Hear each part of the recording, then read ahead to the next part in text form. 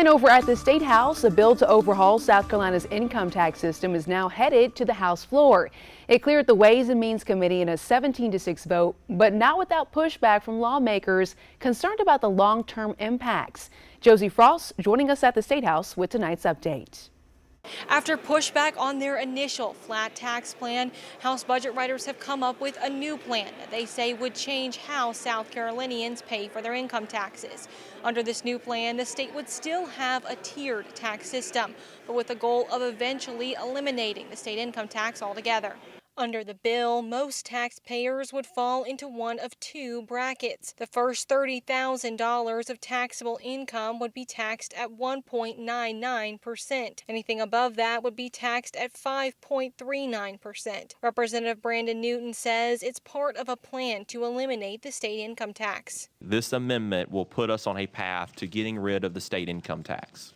Unlike the original plan, which stopped at a certain point of 2.49, this plan will continue to use the triggers all the way down to zero. For each year, the state sees at least 5% growth in income tax revenue. The state would reduce income taxes by $200 million.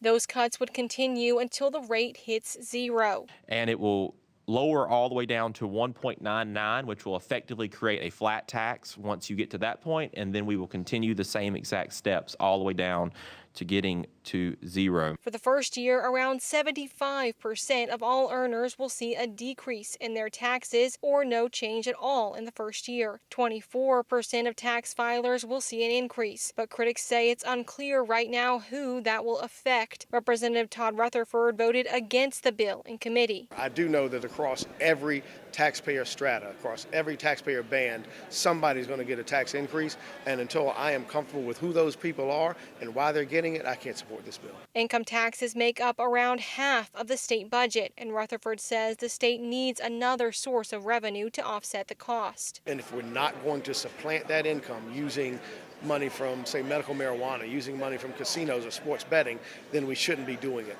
It would be a lot easier, a lot more palatable if we were taking that money from new taxes generated from new programs rather than trying to cut or give the appearance of a cut when in actuality it's a tax increase.